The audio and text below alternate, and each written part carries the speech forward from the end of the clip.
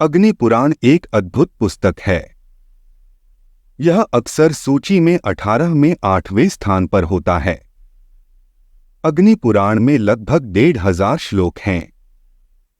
अग्नि पुराण एक तामस है। इस समूह में मत्स्य, कुर्मा, लिंग, शिव और स्कंद पुराण भी शामिल हैं। अग्निदेवता अग्नि पुराण का पात्र हैं। पुराण का विषय अग्नि ने ऋषि वशिष्ठ से मिला, जिन्होंने व्यासदेव को ज्ञान दिया। व्यासदेव के शिष्य ने अपने गुरु से पुराण का ज्ञान प्राप्त किया। नैमिषारण्य में बहुत से ऋषि जमा हुए थे। इन ऋषियों में सबसे बड़ा शौनक था। ये सभी पवित्र व्यक्ति अग्नि पुराण में क्या कहते हैं जानना चाहते थे। इसी तरह सुत पुराण बताने लगे। अग्नि पुराण में कोई विशेष भाग नहीं है। इसमें केवल 333 अध्याय हैं। भाग, इनमें से अध्याय 380 बहुत दिलचस्प है। यह एक कैप्सूल की तरह अद्वैत ब्रह्मज्ञान का सार प्रस्तुत करता है। ब्राह्मण का अर्थ ब्रह्मज्ञान है, जो दिव्य आत्मा है। एक अद्वैत है। अद्वैत ब्रह्मज्ञान व्यक्तिगत मानव आत्मा के ब्राह्मण के साथ मिलन का पाठ पढ़ाता है। यह सिर्फ अग्नि पुराण का एक खंड नहीं है, बल्कि वेदों और उपनिषदों की शिक्षाओं का एक संग्रह है। इन पवित्र ग्रंथों को समझना मुश्किल था और इस बात पर प्रतिबंध थे कि कौन पढ़ सकता था। पुराण हर किसी को उपलब्ध थे। उन्हें पढ़ने या सुनने वाला कोई नहीं था। पुराणों ने इस तरह संक्षेप में ब्रह्म ज्ञान का सर्वोच्च ज्ञान जनता को दिखाया। अग्नि पुराण पूजनों से भरा है।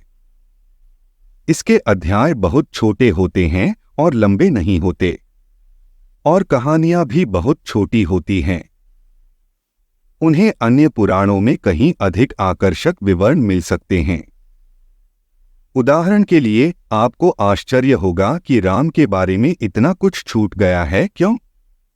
लेकिन ऐसा है क्योंकि आप रामायण की कहानी जानते हैं। और आपको आश्चर्य होगा कि पांडवों और कौरवों के बारे में इतना कुछ क्यों नहीं बताया गया है। लेकिन फिर से आप महाभारत की कहानी से परिचित हैं। इसमें कोई संदेह नहीं कि यह आंशिक रूप से कई अन्य पुराणों के बाद लिखा गया था। यह विभिन्न पुराणों का संयोजन था। अन्य पुराणों, जिनमें अनुष्ठानों की कमी थी, में पहले से ही कहानियां थीं, और अनुष्ठान भी वैदिक परंपरा का एक हिस्सा हैं। उस समय भी अग्नि पुराण लिखा गया था जब ब्राह्मण धर्म बहुत अधिक अनुष्ठानवादी हो गया था। अग्नि पुराण अन्य पुराणों की तुलना में ब्राह्मणों को एक जाति के रूप में सर्वोच्चता देने के लिए अधिक स्पष्ट है। पुरातन भी कहता है कि पुराणों का चरित्र अलग है क्योंकि वे अलग अलग विचारों चक्रों में लिखे गए थे। बाद में आपको अग्नि पुराण बताता है कि कल्प क्या है। पहली परीक्षाएं। नैमिषारण्य वन में शौनक और अन्य ऋषि भगवान विष्णु को समर्पित एक यज्ञ कर रहे थे। तीर्थयात्रा के दौरान सुता भी वहां आया था। ऋषि ने सुता को बताया, हमने आपका स्वागत किया है, अब हमें वह बताना होगा जो पुरुषों को सर्वव्यापी बनाता है। हमें बताओ जो दुनिया में सबसे पवित्र है। विष्णु सब कुछ का सार हैं, सुता ने उत्तर दिया। मैं शुक, पैला और अन्य ऋषियों के साथ वद्रिका नामक एक स्थान पर गया, जहां मैं व्यास से मिला। व्यासदेव ने मुझे बताया कि उन्होंने अग्नि भगवान से महान ऋषि वशिष्ठ से सीखा था। अग्नि पुराण पवित्र है क्योंकि यह ब्राह्मण के सार, दैवी सार के बारे में बताता है। मैंने यह सब व्यासदेव से सीखा है और अब मैं आपको सब बताऊंगा। धन्यवाद। आप देख रहे थे गॉड ब्लेस टीवी हिंदी।